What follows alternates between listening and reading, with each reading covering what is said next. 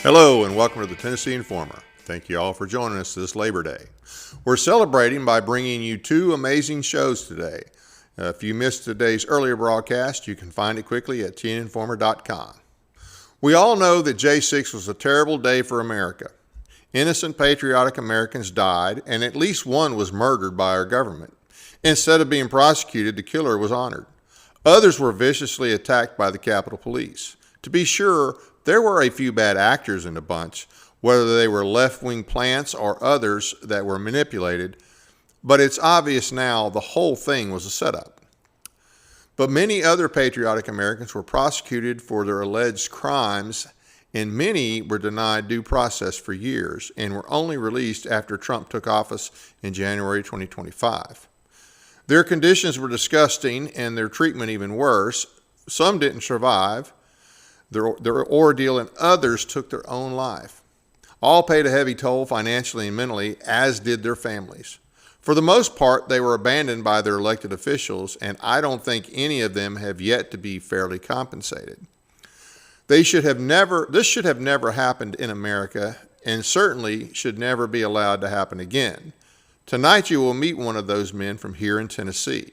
You will hear about what he experienced and how it impacted, as well as what he intends to do in the very near future that may have an impact on your future.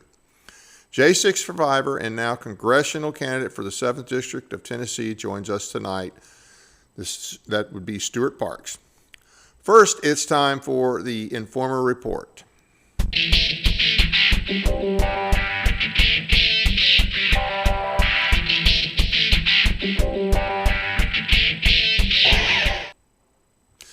Trump loses his latest round on tariffs in the court. The tariffs will remain in effect until the Supreme Court makes a final decision in October. If the Supreme Court rules against Trump, it will be a huge loss and reduce his ability to negotiate with other countries. The court didn't agree that the trade deficit met the standard for emergency powers utilized in a law that Congress passed in the 70s, and this was a law that President Trump was citing. Now, the Constitution clearly states that tariffs are a power delegated to Congress, not the executive. Even with the legislation, it would seem like a violation of the separation of powers doctrine to give emergency powers to the president, any president. This is regardless Trump or whoever. And so we like what he's been able to accomplish in having this emergency power, but, ultimately we have a Constitution and we have to follow it. And if we want the president to have that authority, if it's necessary for the president to have that authority, then we need to do a constitutional amendment to change it. I know that's easier said than done. Now, he has made the comment that it was Democrat judges were against him, but he did have 4 that supported him in this case, and that he's confident that he'll win in the Supreme Court. I wouldn't bet anything on the Supreme Court one way or the other. But regardless of how partisan this may seem, it is clear in the Constitution that the power to set tariffs is a congressional power, not an executive power. And we have to be careful not to mistake liking the results. We have to be able to separate, hey, I like the result. And we can't, just because we like the result, sacrifice especially clear language in the Constitution. That's my 2 cents on that one. Trump is sending mixed messages again on Ukraine. He's still not talking about sending troops or anything, but he did authorize shipping 3,350 ERAM missiles. Those are extended range attack munitions. They have a range of 250 miles once launched from an aircraft. Now, supposedly the ERAMs will be paid for by an unnamed European country, but the fact that the U.S. shipped them directly to Ukraine rather than selling them to NATO, as Trump said he would do a few weeks ago, I'm sure that's making I'm sure that's got the attention of the Russians, and they're probably watching more to see what he does rather than what he says. And Ukraine is still not our fight, and I hope we don't get stuck in it. The Trump administration is doing all it can to ensure illegal aliens don't get federally funded housing. They can no longer leave the citizenship block blank, and all federally funded housing managers have 30 days to complete an audit and ensure that no illegal alien is getting federally funded housing. This is great news. This is great for all of us. They should have never gotten that. Use our tax dollars to house illegal aliens? That was always wrong. And I'm glad that he's doing this. And I'm sure that all of a sudden we're going to have some more housing units available that we didn't have in the past. So that's a good news story. The next announcement is, and this has to do with the recent court decision here in Tennessee in the Chancery Court of Gibson County. So rumor has it that the Tennessee AG will likely appeal the state's loss in the Hughes versus Lee case, in which a Chancery Court out of Gibson County found that the intent to go armed clause and the no guns in parks law was unconstitutional based on the Tennessee state constitution.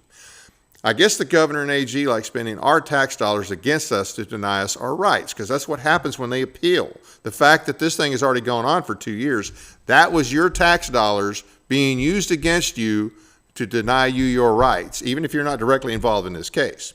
Now, our legislature as a whole could have fixed this a long time ago, but as a whole, they are all but worthless in upholding their oath and protecting our rights. We have a lot of reptiles to remove in 2026. If you want to weigh in on this, go to the Tennessee Firearms Association link to be heard on this issue. You'll see it will be labeled "Protect Our Rights, Take Action Now" to stop any appeal. It's at the Tennessee Firearms Association, and we have that link posted on our site as well. That wraps up this installment of the Informer Report. If you have a news story that you want to alert us to, be sure to send us an email at tninformer.tv@gmail.com.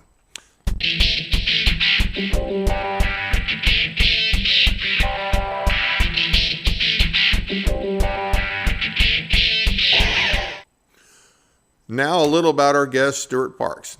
He's a multi-generation Tennessean running as a conservative Republican to represent Tennessee's 7th Congressional District in the U.S. House of Representatives. Born and raised in Middle Tennessee, he is a successful real estate developer. He developed a passion as well for saving and preserving historic properties in Tennessee. He is a graduate of Azell Harding Christian School. He holds a degree in economics from the University of Mississippi and resides in the Woodbine area. He's a member of Faith is the Victory Church and is active with the Middle Tennessee Association of Realtors. His life changed radically on June 3rd, 2021, when he was unjustly arrested by the FBI, all for the crime of participating in a peaceful rally in support of President Donald J. Trump on January 6th. After a rush conviction, Stewart was forced into federal prison under an 8-month sentence while he battled the corrupt D.C. swamp. President Trump officially and personally pardoned Stewart on the day of his inauguration as the 47th President of the United States, returning him to his family and his business, and permanently ending the radical left's effort to persecute him for exercising his First Amendment rights. Well, thank you for joining us, Stewart. How are you doing? Doing well, sir. Thank you for having me. Well, glad to have you. I'm glad to have you with us. Been wanting to get you on for a while just on the J6 topic alone, and of course now you're running for Congress. Let's get right into the whole J6 thing. First off, I hate to hear about all the things that you had to go through, you and all of them. I did have another J6er on here, a friend of yours. I had Colton Maccabee a while back, and it's just totally un-American, the things that happened to you guys, and there's no excuse for it. So, but let's talk about that day, January the 6th. You were not arrested on the 6th, so let's just talk about what you saw, what happened, where you were at in that whole thing, and what you did. Well, you summed it up perfectly.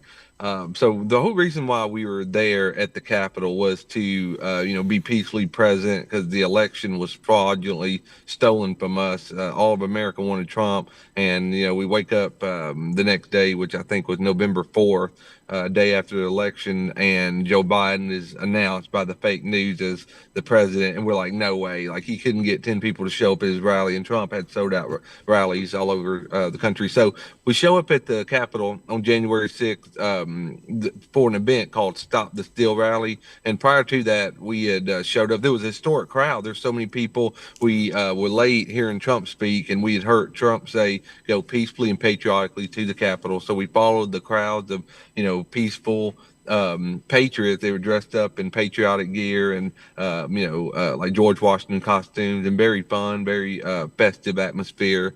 And it was a family friendly atmosphere. There were kids, families gathered, elderly, and one thing led to another. We get to the building, and I went through several lines of police officers just get to the building, and then once I got there, the doors open, I went in, and my life changed forever. So, but from the time you guys started walking to the Capitol until you went in the building, now we know that certain places, there were people that were engaging with the police, and some of them in a bad way. And then in some cases, I mean, I've seen footage where, the police. I mean, you saw what is it, Roseanne Boylan? She was being beaten when she was already on the ground. But what did you see? Did you see anything like that, or were you not able to see that, depending on where you are? Well, that's a really good question. So, Colton McAbee, who's an absolute hero, friend of mine on your show, he was on like the opposite side, like a different side of the Capitol where I was. I was on the west side, which I guess was the more subdued, like calm side. I do remember when we showed it to the Capitol, we were there for the Stop the Steal rally, and there was a stage set and nobody on there. Well, our phones were jammed because there's so many people. We didn't know that the rally was canceled. So I can remember smoke bombs and flash bangs and all kinds of stuff from the police being thrown out into the crowd. And I'm looking, from my vantage point, and there's nothing the crowd is doing to, warrant that type of behavior from the Capitol Police. So it's like the police was trying to antagonize and, poke at the crowd, so to speak. Right. So, my side was more, peaceful, and, we didn't have like Roseanne Boylan, for example, who's a patriot. She was beaten to death. We didn't have that on my side, extreme violence like that. Right. And did you see anybody on our side doing anything that they shouldn't be doing from where you were at? Yeah, I mean, from where I was, the crowd, was overwhelmingly peaceful, hanging out, super close to the police. What I didn't see any, anybody stabbing the police or whatever have you. And you got to think, we're nonviolent. MAGA, we love our country, patriotic. We love the police, and that's what's so confusing when you show up and the police is like, doing crowd control techniques against you. You're like, wait, what's going on here? So, it's overwhelmingly peaceful. I got asked about this in my trial. You can look up my court documents. When I took the stand, the prosecutor was asking me about, somebody I'd never met that had, had in a moment of excitement or passion did something that, not typical for MAGA patriot, but I don't know them. That everybody should have been tried based on what they did, not the Right. actions of the crowd. So that's what's so unconstitutional about all this. So when you moved into the Capitol, so what led you to move into the Capitol? Were just the fact that that's where everybody was walking to, or what? Well, that's a great question. So we get close to the building, and I try to explain this. My frame of mind, once I got there, I went through like 5, 6, 7 lines of police officers just to get to the building, and the police was, totally fine with it. Didn't try to stop us, didn't tell us to stop, that sort of thing. And then once I get to the doors open. Now I later learned that a peaceful event attendee had gone in through another way and opened the doors and let us in, but I didn't know that. And once I was led into the building, the Capitol Hill Police, they greeted us. They said things like, "We're with you, we hear you, we understand you." They never once told me to get out. They never told me stop. They never threatened to arrest us. And this whole time, people were taking selfies with the cops and Right. having friendly conversations with the police. So they never once told me to get out. Okay. So you went, how far into the Capitol did you go, or what part of the Capitol did you go to? And I've never been inside, so I'm not familiar with it. But how you went through the door? Where did you go from there? How far in? And at what point in time, if any, during that day inside the Capitol, did you finally have let's say, a negative interaction with law enforcement?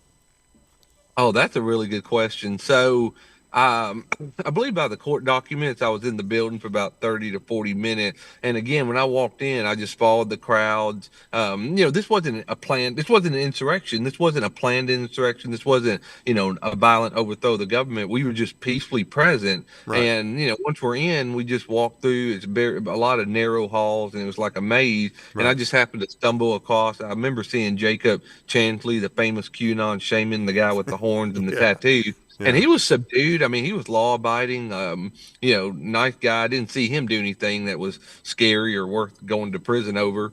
And so really the only time was when the National Guard showed up 30 to 40 minutes later after I had entered the building. They made it clear that we needed to vacate, which we peacefully and willingly complied. We left the building, took some photos, sang outside, and went home. So what were you actually charged with? Well, I was charged with 5 federal misdemeanors, and it was the typical. There were basically 3 buckets how they were charging people. Mine was on the lower end, the federal misdemeanor, and it had to do with trespassing on Capitol ground and restricted ground, parading on Capitol and restricted ground. And they got charged with a theft charge because I picked up a metal detector wand and was being silly with it, and I put it back in the general area, and the judge ruled that I deprived the Capitol Hill police of the use of that wand, so he found me guilty. It's so crazy. Was there Capitol Police around there any time at that point in time? No, Nobody there said, "Hey, give me." wasn't. So when you put it down, you just put it down on your own. There was nobody there that said, "Hey, put that down." There was no police officer there, but you were on tape. So Exactly. you were on tape depriving them of the use of a wand that, oh, by the way, they are probably signed for and lost control of and left it laying around, right? Yeah, well, they left it right beside the metal detector security area, and I was again shouldn't have picked it up, but I didn't steal it. I was just being silly with it Right. and waving it around, and I put it back down in the general area, and it was because on my own accord, like I put it down, Right. right there. And the Capitol Hill police testified at my trial, said nothing was stolen. They had the inventory list, and they still found me guilty of theft. So how long was your sentence? So I was sentenced to 8 months in federal prison, and I only did 5 months and 10 days in prison. I got out early for good behavior. Okay. So where did they send you? They sent me to FCI Memphis, which was formerly a medium, and it had just downgraded to a low security. So I was part of the effort to, downgrade the security, if you will. Okay. So what were the conditions like there? Oh, it was so bad. Because again, I've never committed a crime a day in my life, and I know you and your viewers are law-abiding citizens. So this was just a shock to me. I didn't know what the difference between a medium and a low. Medium security, that's where like people serving life sentence, murderers go. And I guess, and again, Memphis was a medium. It had just downgraded to a low, and they sent me and others. Low security inmates there, and I mean they still had like medium attitudes, like the guards were from the medium days were still there. It was just a dilapidated third world prison. Every time it rained, my cell flooded. It just seemed like every building flooded. Like, I'm not even joking. When you go to the cafeteria, that you almost trip over tiles, getting in line for food because there was nothing to stop the water from pouring in the prison. Very depressing, sad place. I almost went 2 weeks without electricity in my pitch black cell because the wiring was just so messed up. Wow. So, okay, the medium security guards, what kind of treatment? I mean, obviously they weren't, smiley, happy people there by any means, but what kind of interactions did you have with them? Well, that's a really good question. So some of the other January 6 heroes had really awful treatment in other prison. For me, I had started prison February 6th of 2024. So you got to think that's several years into this whole unfortunate series of events. So I had sort of heard stories, So bottom line, I stayed away from the guards, Right. And, I was yes ma'am, no ma'am polite. And I do remember one story almost getting written up, like thrown in the shoe, because the Biden administration's handling of the prison was so bad. They thought I didn't have a high school diploma, and they were forcing me to go take a GED, and it was just, it was just so unfortunate. So now, wait a minute. So January 6, 2021, but you weren't arrested until June of 21? Correct. It was June 3rd of 2021 at 5:53 a.m. in the morning. That's when the FBI raided me. Now, it's a miracle of God. Again, a lot of people, there was a lot of heroes that went to January 6th, didn't commit any crime, and they told lies about them at their bond hearing. So they had to stay in trial, or stay in prison or jail until their trial started. Now, with me, it was a miracle. They said I was nonviolent and didn't tear up anything, so I got released that same day, and just complied with the pretrial release restrictions. But yeah, I didn't start prison until February 6th of 2024. So you calculate that, that's the whole time Biden's in office. I have my constitutional rights taken away. It's wild. So you were able. So let's talk about the morning they arrested you. I mean, they come in at 5:53 in the morning. Did they just bust down the door or pound on the door, or what did they do? Yeah, it was so wild.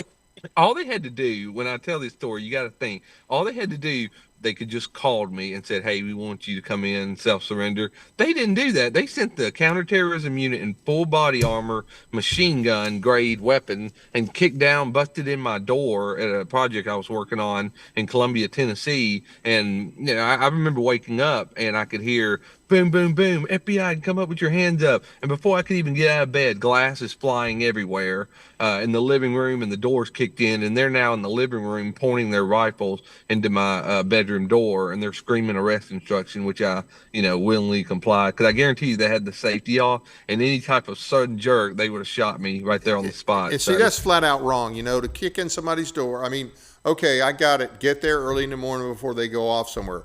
But you knock on the door. Okay, and if you think they're going to run, then you can have somebody waiting around the back or whatever. But this kicking in the door garbage, that's just totally un-American, and they do it all the time. I've seen things on TV. And I'm not talking movies. I'm talking about either documentaries or when the different cop shows where they knock real loud and they announce. And there's no time given for anybody to answer the door. Then they're kicking in the door. They're coming in. The people are half asleep. And if you can't comprehend exactly what's going on when you're half asleep and you think, wow, somebody's busting in on me, and you go for a gun, you're dead. Yeah, exactly. That I tell you what, that should be outlawed.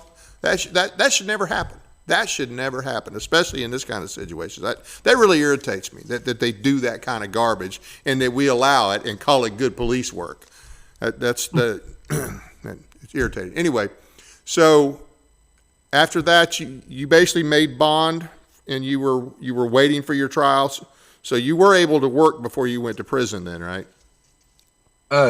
Correct. So I did just a few hours in the county jail in Davidson County, and they let me on my own bond. And the whole time, again, had good behavior, so they never had any issues with me. I never got my bond revoked, and got sent to jail. Went to fight the swamp in prison, and the whole time they're pressuring me, trying to get me to plead guilty. And what's sad about that is when you plead guilty, there has to be some sort of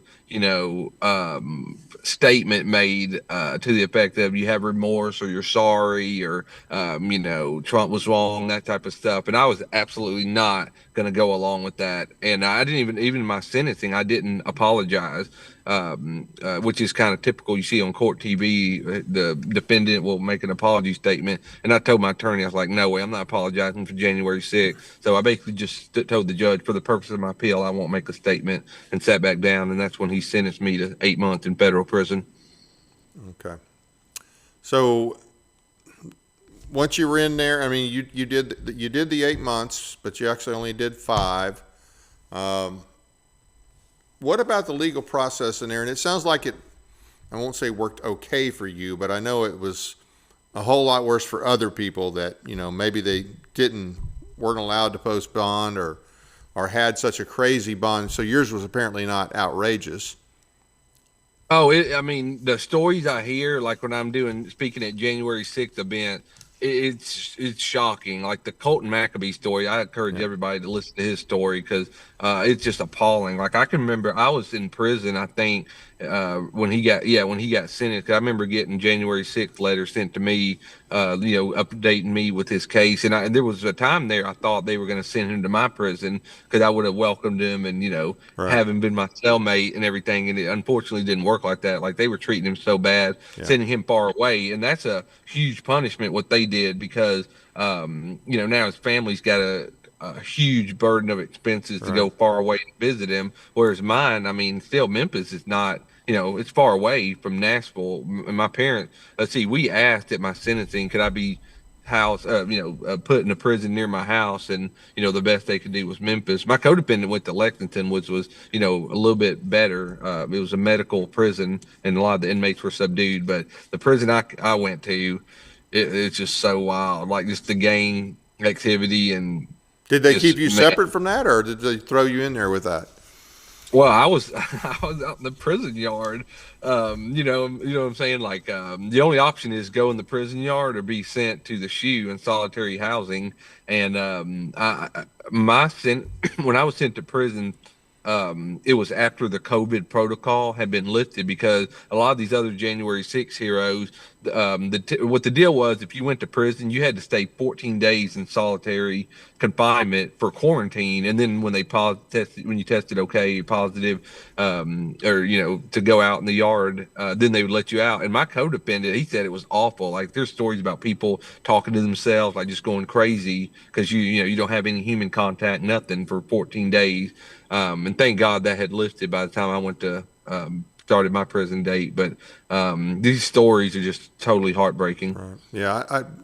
Like I said, I had Colton Maccabee on here, and if those of you who haven't seen that interview, it's definitely worth looking at. It hasn't been all that long, but I know that he had a very rough time and was moved several places, and none of them closer to home, from what I can recall. So you didn't have it as bad, but you should not have had to have gone through all of this. And question for you: did any elected official in Tennessee reach out to you or your family during all this? Well, I'm thankful. That's a good question because Andy Ogles, he wrote a letter while I was in prison. He sent a letter to the judge demanding I be released, sent to a camp, whatever have you. And that left wing warden, he sent a letter to the warden, and the warden was like not having. I don't even know if he responded to Andy Ogles' letter, which is totally unfortunate. But I really appreciate him. I think Matt Gates and Andy Biggs and several others had joined in with Andy Ogle. So I'm so thankful for Andy, doing that for me because it's just, we other January 6 heroes I talked to, like their representative, whatever have you, people in the federal government, it seemed like we were forgotten. And I'm really thankful for Andy Ogles and Matt Gates and everyone at that time for writing that letter. So, but Andy is your U.S. rep, right? There was a huge redistricting at the time. Let's see, that was, let me think. Bottom line, before the district changed in 2022, I was in District 5. And so when it changed, I was absorbed into District 7. And so I'd ran in the 2022 primary and developed a friendship with Andy Ogles. And he's a great guy. And just so thankful for him taking time to write that letter to the warden because that communist warden, like he was not open, and he had the authority. All he had to do was just, he could have released me or whatever have you, and he refused to do so. Okay. So how did all this change you? I mean, this has got to have some impact on you, good, bad, or ugly.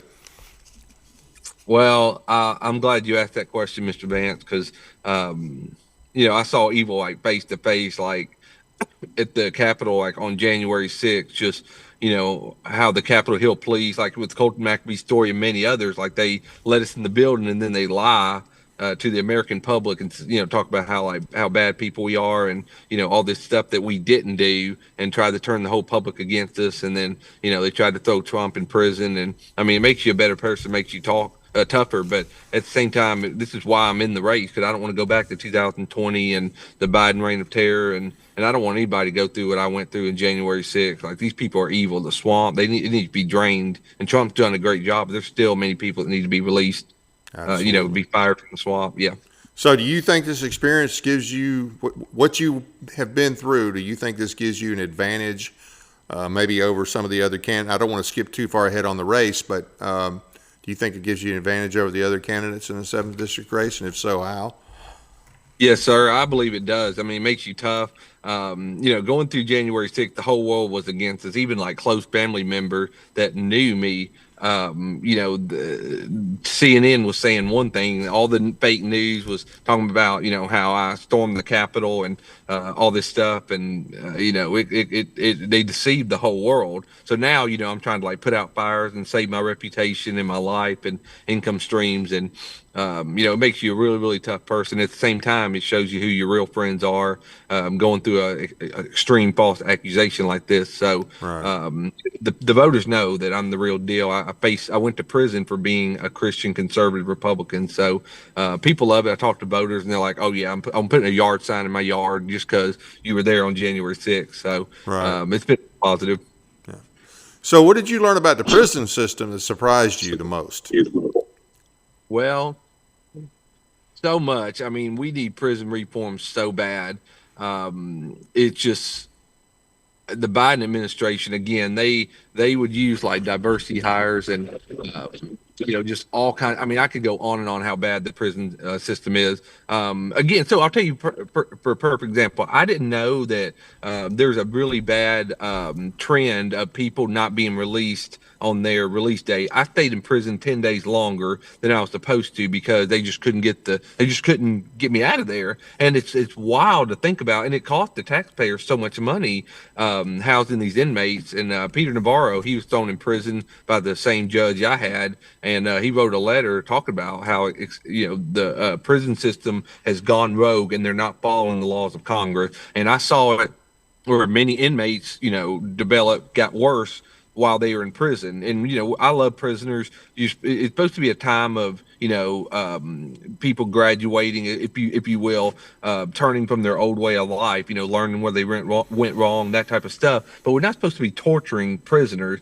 And that's the way they did in my prison and many others. And it's a third world prison. The system was, the environment was just so toxic in terms of, just rain coming in and all this stuff and, just violence and drugs. There was drugs everywhere in the prison system. It's insane. You're in prison. You're not supposed to be able to, get the drugs you had on the street. There were more drugs in prison than out on the streets. Now that tells me there's got to be people that are running it that are compromised. That's the only thing. That's the only way it could get in is some of the people running it are compromised. Has to be. Oh, 100%. Yeah, I've heard stories about guards being affiliated, and what that means is they're, part of a gang that's inter prison gang, and they make a lot of money. And these guards, they don't have to join these criminal organizations to make money. They're unionized. They already make a lot of money, just working, just sticking with their job, but they keep, smuggling, making thousands, bringing cell phones and drugs and all kinds of stuff in. So it's really, really corrupt. So do you have any legal recourse for anything that happened to you? Or are you just going to have to be happy with the pardon you got? I'm very thankful that Donald Trump pardoned me. I'm so thankful because life was, just hellacious.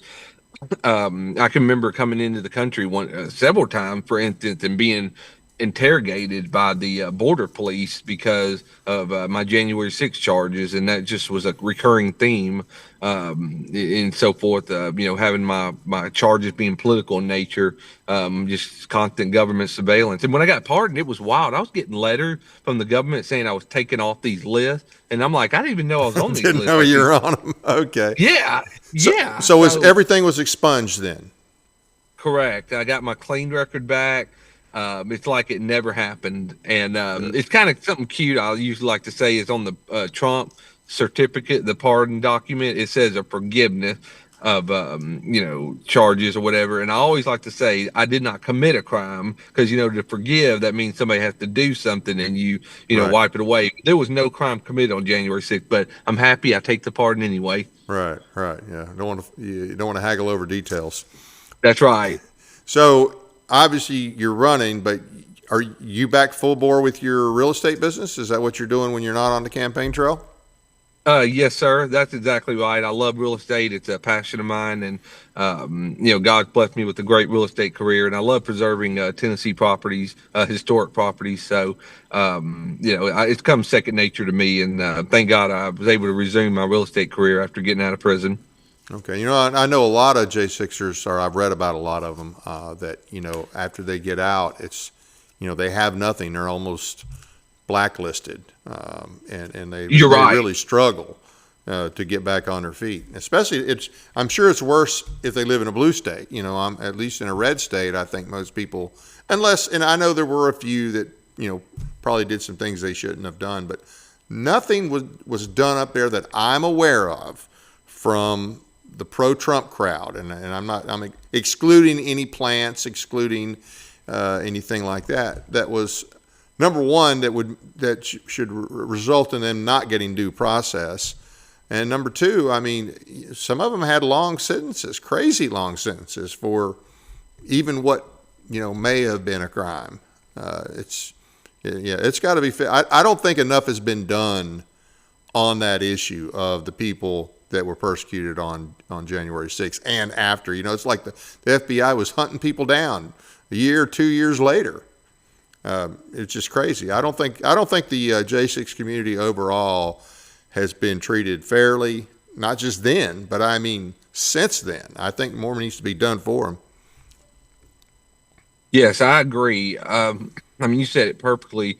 So many January 6th events I speak at, it just breaks my heart. Like, one inmate, one gentleman actually knew him from last time I saw him we were in prison together, and then we were reunited at a January 6th event here recently. And bless his heart, I mean, he's struggling, like about to lose his house, and it's so heartbreaking. Like, I keep referring to Colton McAbee. I mean, he's a great guy, a dear friend of mine. And he told me he lost his house. Like, and I'm in real estate, and I understand, like, real estate is so competitive. Right. Everybody's trying to move to Tennessee. Like, it's a miracle of God to get a property, and then he lost it the way he did. Like, it's just crushing. Yeah. So yeah, it's a miracle of God. Like, thank God my parents took over my companies while I was locked up, and they did a marvelous job, running things, and I was able to get back into it once I got out. Okay. So let's talk about the race. We've got your website, and we've got some of the issues that you believe in. If we'll go ahead and pop that up there, and we can look through it and talk about it a little bit. Then I've got a couple other race-related questions for you. So this is your website, parksfortennessee.com, and then we've got all the different issues. One of your issues, wow, imagine that, free speech. Yeah. Yeah, we need it. Very big on that. If you don't have free speech, you don't have a country. And that's why we were there January 6th, to be peacefully present, to, speak to the world and to Congress that, hey, this is a fraudulent election. You need to kick those ballots back. And unfortunately, they didn't. And we just went through the 4 worst years. And it didn't like we were ever going to get our country back, because once you commit election fraud, you got to keep doing it to stay in power. Yep. And there was never going to be another fair election again. It's just a miracle we beat them in 2024. Yep. And we'll go to the next. There we go. Main Street values. Yes, sir. I love the 7 district, 14 counties. That the people, when I hand out my flyers, I always put Main Street values, and people love it. I mean, they gravitate to that statement because that identifies with them. These small towns, I think we talked about it earlier, like Davidson County, Nashville, it's just becoming so woke and communist, and the rest of the counties don't want that. They want Main Street values. So I'm very big on that, preserving, our Tennessee communities and the rural areas outside of Davidson County. Yeah, we need a fence around Nashville. Yeah, that's right. Yeah. America First? Yes, sir. Well, that's my motto and my slogan is putting America first means putting you first. So when you see the words American first, your listeners, that means putting you first. And so, that's anything from the economy to immigration. It tears me up seeing illegals come in and, they're treated like they get, preference over citizens that have Yep. been here, that are here legally. And that goes from anywhere to, government programs, to housing, to anything you name it. So I'm strictly American first. I want these illegals deported ASAP. I think most of us do. Yes, sir. The border. Which again, I mean, this ties in American first.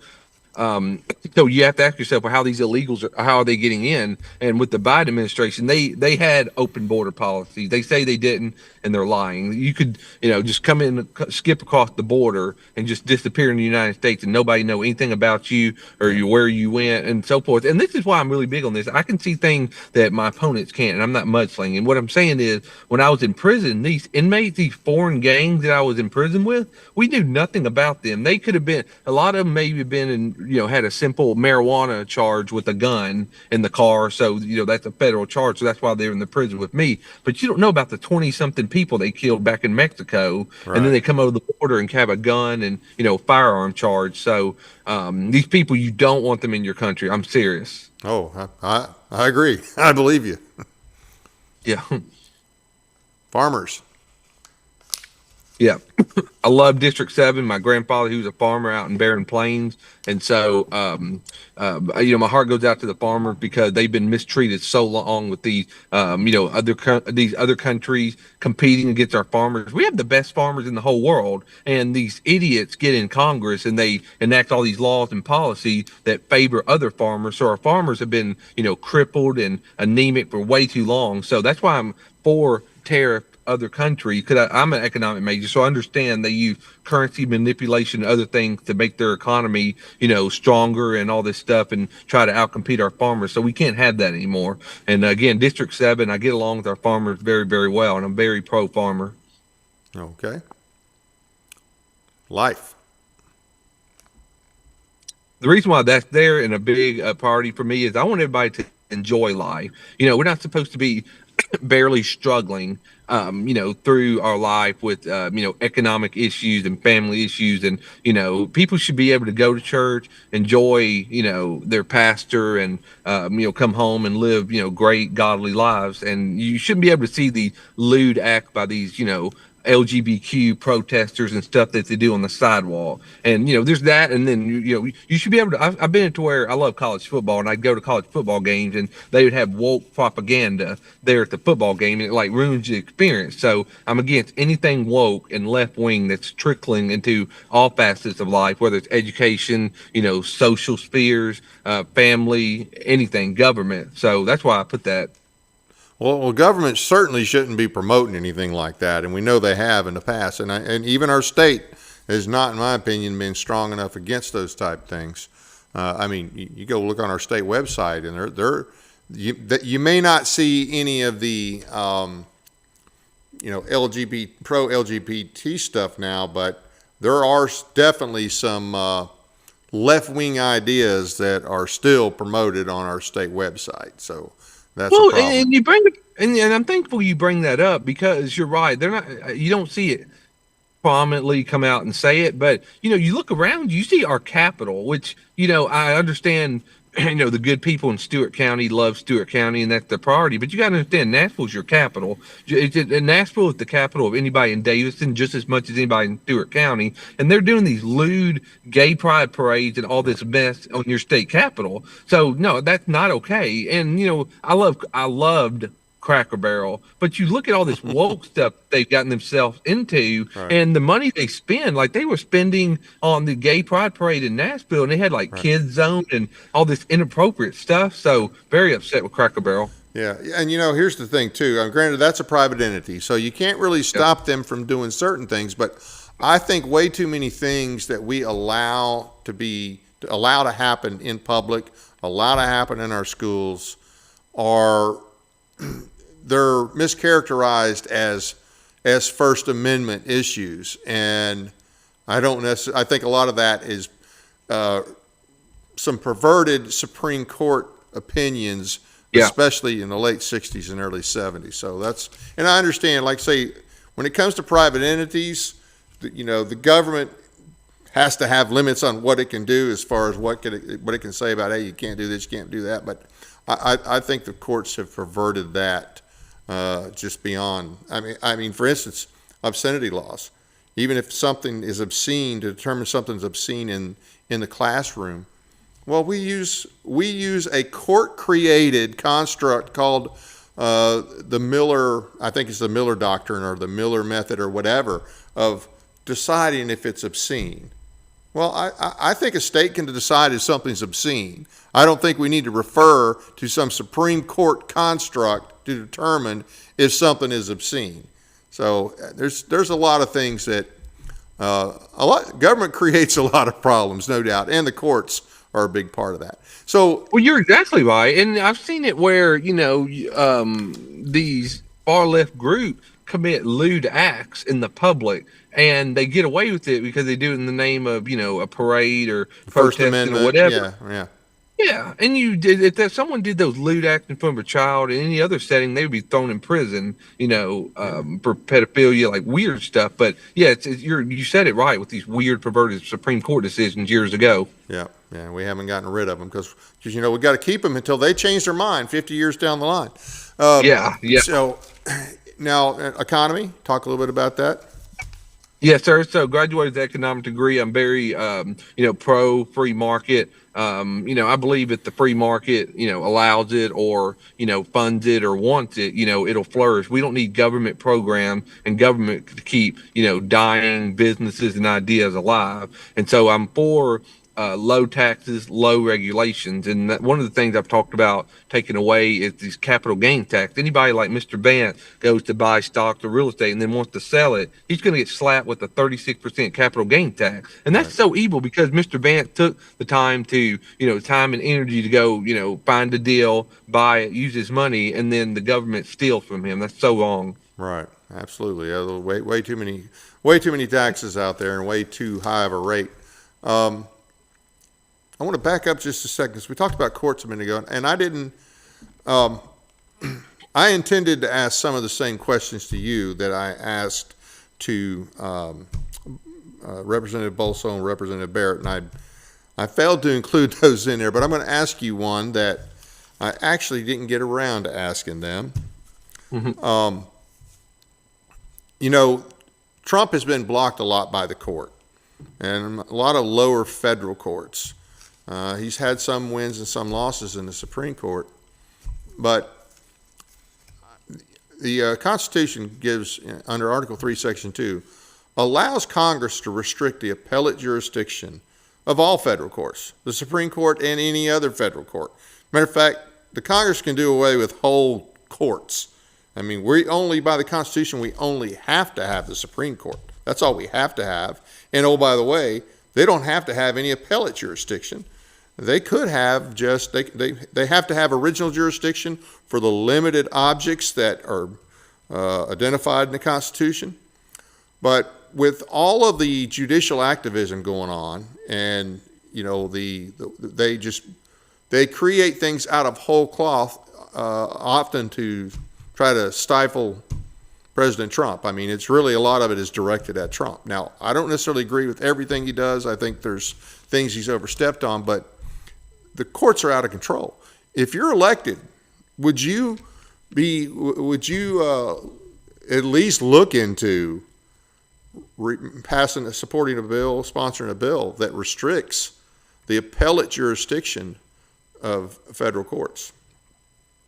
The answer is yes. Anything woke dies, and we can't have, woke, as you said, woke activist judges, mingling and putting their own agendas into important, decisions. And, the court seat is sacred. That's what, irks me about the trial I went through. And this is what stands me out from other candidates, because I actually, faced the swamp head on in their home field, if you will. And it's so wild how, they're actually not smart. Like they're really not. I can remember the Obama appointed judge that sentenced me or read my verdict. He called me by the wrong name. So technically, I like to make the joke that I never got found guilty for January 6th because he was screaming, berating me, and then he stormed out of the courtroom, and the whole time he's saying another person's name, so he didn't even properly sentence me. But where I'm going with that is like these people are so dangerous, and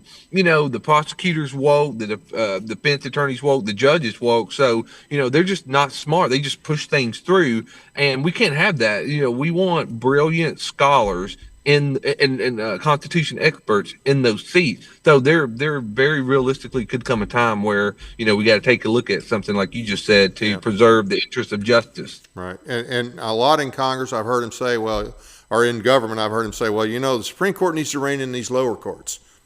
No, we don't have to wait on the Supreme Court. Matter of fact, they need to be reined in on a lot of things. The Constitution, Article 3, Section 2, Congress sets their jurisdiction. The only thing they do not set is the original jurisdiction of the Supreme Court. I think that was all of your issues on your website, but I've got a few other questions. Second Amendment? Oh, great question. So I'm very pro-gun. I said this on 99.7, and voters I talk to, they come support me in large numbers because if you can recall, there was this erroneous unconstitutional ruling and decision that came out, some time ago that criminals couldn't carry firearms. Well, I got news for you. They view Christians, conservatives, Republicans as the criminal. So when that became law, they now can use, like we talked about, activist judges to find us guilty and then disarm us. So I'm very big on, and I've said this too, I've seen this like when I was in prison, there'd be inmate that made a mistake when they were younger, and now they're grandpa age, and they've lived a good life, but, they can't protect their grandkids that have come over to their house because, they can't carry a firearm. And I've seen it where people I did prison time with, they, did something they shouldn't have done and should have had a state charge, but because they had a hunting rifle in the closet, they were charged like collective possession. So now they're in the federal prison with me. So we got all these idiotic, gun prosecution that land people in prison that shouldn't be in prison. So I'm very big on the Second Amendment and interpreting the Constitution as it's written. Okay. So there should be no infringements. I mean, bottom line, it's pretty clear. No infringements. And so we have this one three-letter agency, the ATF. Would you support at least getting the F out of the ATF? Absolutely. My district, very rural. And again, I love the police. Thank God for the police.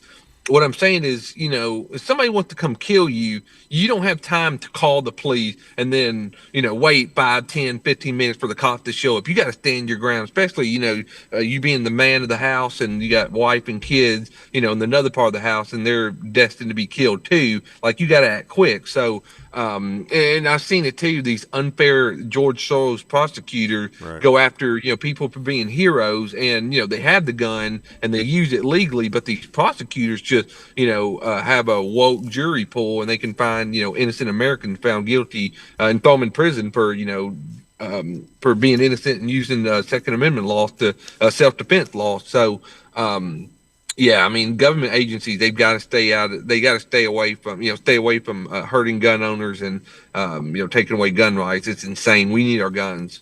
So we've talked about the issues you believe in, but what are your goals? Do you have a couple of goals that you want to accomplish if you're elected?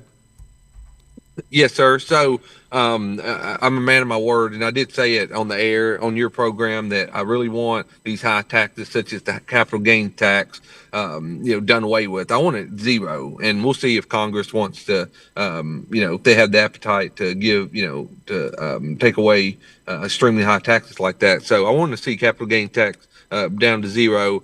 We got to undo everything that the Biden administration and the Obama administration imposed on us.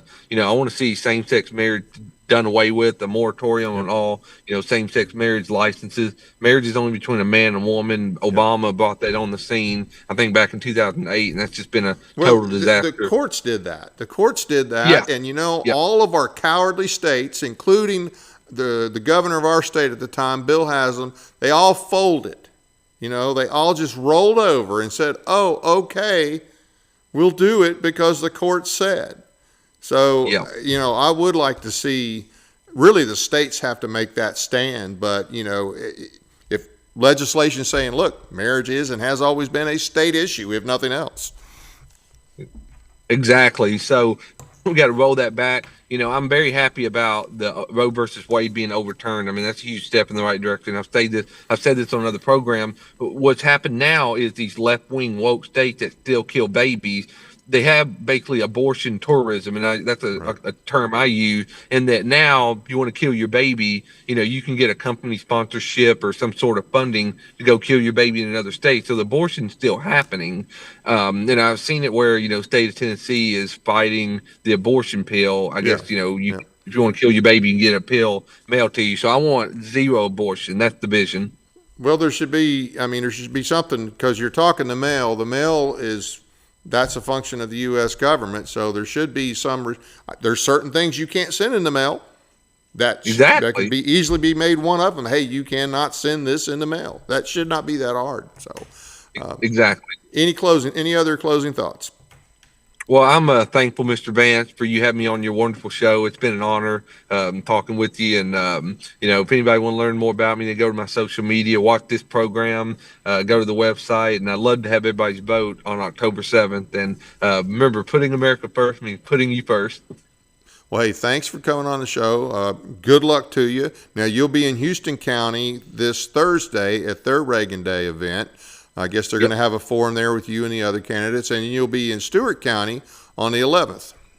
Yes, sir. We love Stewart County. Dover is a very special place, and look forward to being out there, especially Stewart County being spelled the same as my first name. It's a very special place. All right. Yeah. Well, we look forward to seeing you. And once again, thanks for coming on the show, and good luck to you. Thank you. I appreciate it. I want to thank the audience for taking the time to watch our program tonight. It doesn't cost anything to subscribe, so please be sure to hit the like and subscribe buttons, as well as the notification bell, so you never miss an episode. By the way, we did go over 700 subscribers now. Appreciate that. That happened since the last show earlier today. And we're also now attempting to get some traction back on Rumble, so appreciate those of you viewing us on Rumble. We appreciate your support. Thanks to Jonathan and Mary for their financial support for the month of July and August. We really appreciate it. Check out our audio podcasts on iHeartRadio, Spotify, and other platforms as well. Sign up for our weekly newsletter at our website, tninformer.com. Find and follow us on Facebook and Twitter. Got a few announcements for you. The Stewart Henry County TFA chapter will meet this Thursday, 7 p.m. at the Stewart County Visitor Center. Our speaker will be Arthur Hampton of the John Birch Society. You don't have to be a member to attend. So if you don't know anything about the John Birch Society, or if you've heard some things and you want to find out if they're true, that's the place for you to be this Thursday, 7 p.m. at the Visitor Center. The TFA will hold its annual fundraiser this Saturday, September 6th, at the Farm Bureau Expo Center, also known as the James E. Ward Agricultural Center, at 945 East Batter Lane, Lebanon, Tennessee. General Flynn will be the guest speaker. You can still get tickets at TennesseeFirearms.com. The Stewart County Republican Party will hold their annual Reagan-Trump dinner at the Stewart County Visitor Center on September 11th. Doors open at 5:30, and the dinner is served at 6 p.m. We'll have a candidate forum for the 7th District. Tickets are $25 per, or a table of 6 for $120. Call Dave at 931-237-1026 for tickets. Next Monday evening at 7 p.m., our guest will be Vanessa Miller, here to inform us of some very suspicious activity and some disturbing claims about the nonprofit Isha. Our second guest next Monday, 8:30 p.m., will be Pastor Sharam Hadian, a convert to Christianity from Islam, who leads the Truth in Love ministry. He'll discuss the threat of the Red-Green Alliance and the reality of Muslims and Marxists working together to take down America. You need to hear this. Hope you can join us. That's it for now. Good night from Paris, Tennessee, that is.